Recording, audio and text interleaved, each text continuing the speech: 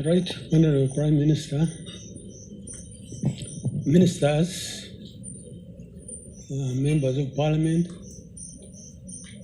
distinguished people here, the clergy, ladies and gentlemen. Mourners, I would like to talk about three things. First, I want to talk about Janet. Second, I want to give you a lecture, about the tasks Mankanis was handling and what I advised him to do. And lastly, I will want to give advice to the Prime Minister. She's free to accept it or just that is her prerogative, of course. I'm told I should stand here. But I want to talk about Janet. Janet is not like other women. You know, most women are soft people. Janet is tough. And when Mankanis got this problem, I knew that Janet would handle it, and she has handled it.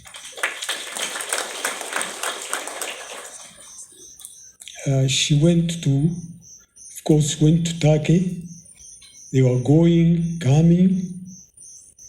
At a time when Mankanis was still fairly okay. Now, eventually, of course, they went to Italy. And there, Janet was more or less alone. In Turkey, there are many Ugandans, of course, who go for treatment and what have you. But in Italy, she was more or less alone. But we had no doubt at all, for me at least, that Janet would manage it, and she did manage it. Now that her husband has died, people are talking as if she will probably have difficulties and what have you. Fortunately for her, the children are old. You have seen them here. And secondly, he has left them with something to support them. Yeah. So we shouldn't get worried about it. Of course, you know, life is a finality. Life is a finality.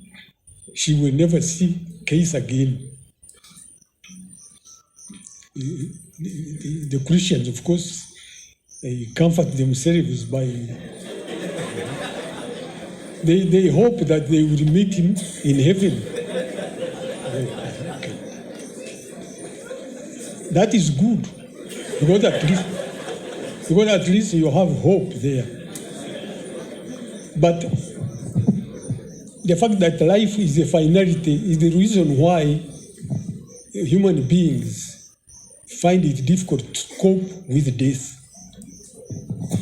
Death is always difficult for us because it is a finality. The person you will never see again unless you are a Christian. Now, case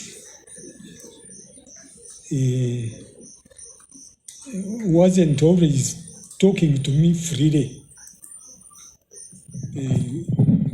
because first of all, I'm much older than him, and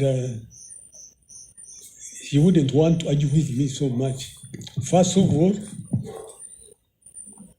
she wouldn't tell me lies because I know about the treasury. So when we were talking, he would just listen to me and not necessarily argue. Now, when he was in the treasury, he was already beginning to feel this illness. Now, I remember telling him to find a way of leaving the treasury. Just leave it and find somewhere else. Or, since they serve on contract, when your contract ends, just get out. Why was I telling him that? You see, the doctors will tell you that stress has the effect of eroding your immunity. That is why I told him to leave the treasury. Now, the problem with that office is that all problems of the country impacts on your office. All of them. Whether you are dealing with a road from Masaka to Mutukura, which is bad, that impacts your office. The road from Kamudini to Lira impacts on your office. Well, everything does, in fact. So the stress in that office is atrocious. Now, and yet, you don't always get people who will necessarily understand you. When he was in the treasury, of course, although he was doing everything possible to keep the finances of the country together, there were people who thought he was a part of the problem. Why is my budget reduced? They just don't understand. They don't know that a budget will not always equal the problems which come. Now, on top of that, when you are dealing with an African state has special problems because you are dealing with a peasant economy. A peasant economy is such that even when it is growing, it does not create many jobs. No, it doesn't. It doesn't work like that. It is growing all right, but it is not creating jobs. Worse, it does not make an impact on revenue. So your revenue is always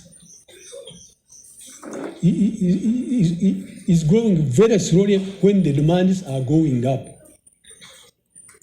So the problem you have is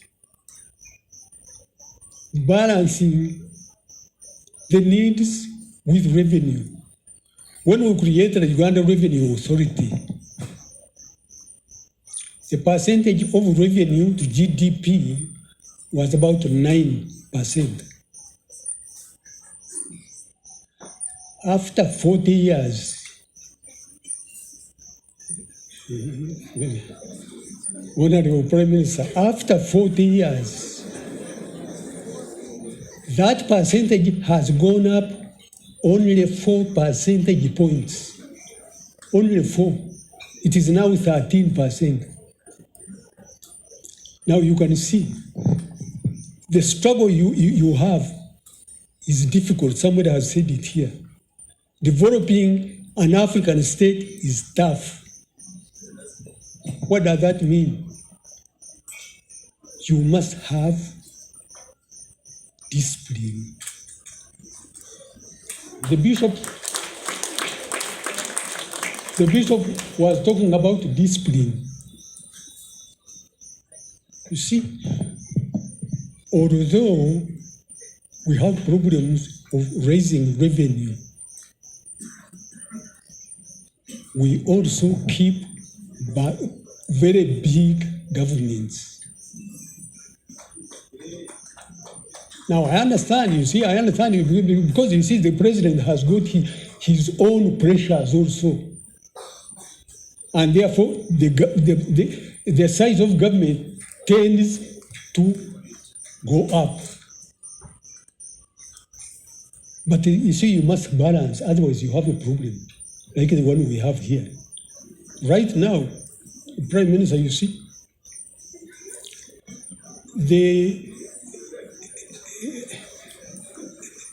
what you have now, and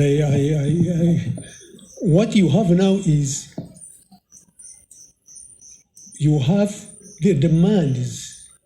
When we started borrowing money as a state, this was in 70s. After Amin, we started borrowing big. Now, the time for paying back servicing of these loans have now arrived. You see, that is why now we have an additional problem. So when you have a budget, the budget of Uganda, for instance, you have to pay wages as a first charge. The second charge is paying debts, servicing our debts. Now that takes you almost above 60% of the budget. That is eaten by those two. You have 40% to run the country now, only 40%. And yet, you keep big institutions. For instance, we have a big parliament. Our parliament is big. It is very big. It is actually the same size as the Parliament of India.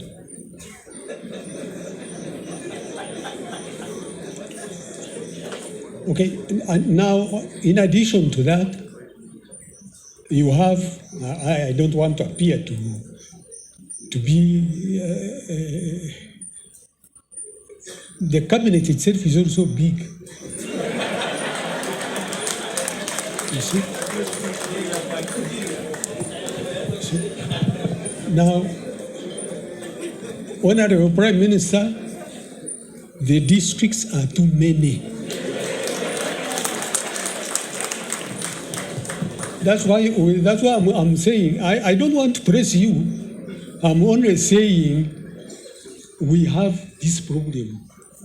Uganda Revenue Authority, you hear people, I have seen the head of Uganda Revenue Authority here. Yeah. You have had people blaming Uganda Revenue Authority for being corrupt. That is strictly speaking not true. Corruption in Uganda Revenue Authority is there, but it is peripheral. The biggest problem is the nature of the state.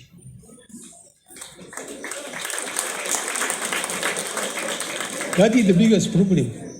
You have a peasant economy which doesn't create jobs or impact on revenue, but you are keeping big institutions, big bodies, and they take money. That is the biggest problem. And all that impacts on the treasury. That's why you are telling him to leave. Just leave.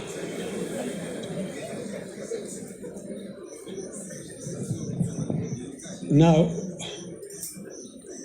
when the Prime Minister, I want also to say that we as a family, we are grateful, of course, that you have recognized Makanizi. Rightly so. Makanizi was not just a worker, but he understood the basics. And what are these basics? When you are running an institution, for goodness sake, never make a decision which doesn't have a legal basis. Never do it.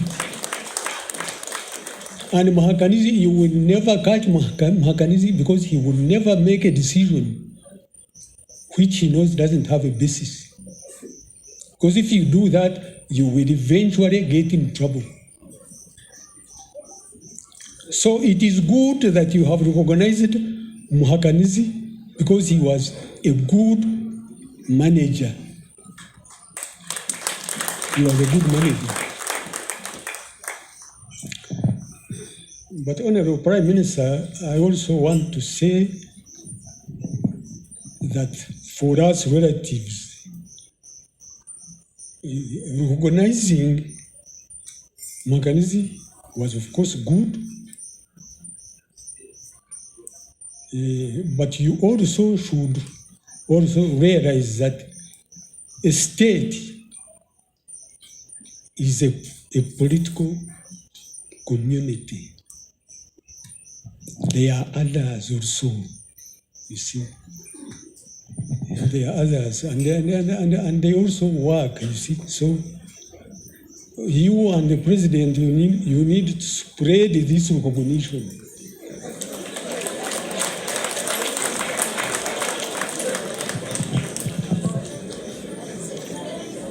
You see, for me, I have been here, I am older than you. And I have seen more than you have seen. Even you as Prime Minister, I'm older than you. Of course, now, a long time ago, I had an occasion, I was in government, I had an occasion to visit Own Falls Dam at Jinja there. At that time, it was the only dam providing electricity in Uganda. It was the only one. Now, I had the occasion to actually go down in the powerhouse. Now, I found engineers who stay in the control room, where you manage the turbines, how they work. 24 hours, you are watching water pressure, you are watching vibration. There are so many things you must constantly look at in order to keep the dam working and the turbines in the right shape. Now that's tough. It's tough. Now, if something major goes wrong, the whole country will shut down. That is a job which is important. But you see, that job, vital as it is not visible. It's not visible, you see. Now, Mahakanizi's job, he's dealing with the finances of the country, he's dealing with inflation, he's dealing with all sorts of things, all sorts impact on the treasury. That's why you see him. The president is always talking to him virtually every day. So his job is visible. The engineer sitting in Own Falls Dam, the president doesn't even know him. But he's doing a vital job. That's why I'm saying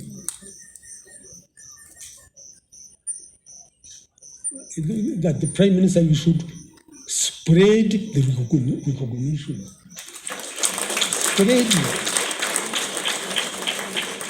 Spread it. You see, a government derives its recognition and support by showing that it is sticking strictly to the values of equity and fair play.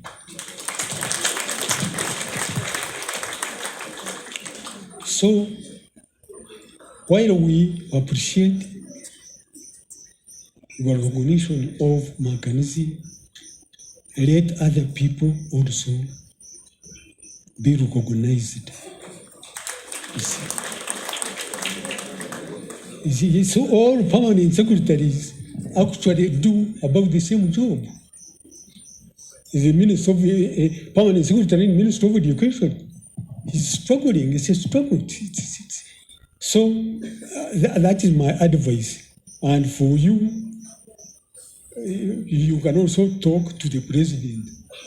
Say, next time, let's also look at the other person who is in Ginger or somewhere. That is my advice. And secondly, although this is constitution, of course, you cannot deal with it now alone. There is a need to reduce the size of these big things. Because quite frankly, they are at the bottom of our problem. It's true.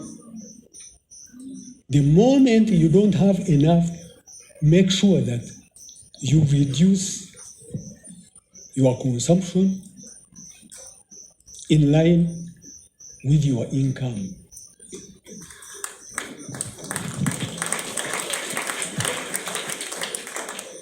The new permanent secretary, Minister of Finance, Ramadan, was here.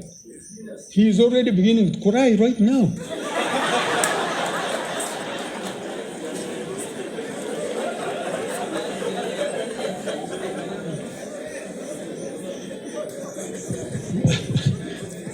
But Mr. Madam Prime Minister, I think I have finished, but I think you appreciate what I have said. Please. And if you can advise the president, you have done a good job. Thank you very much.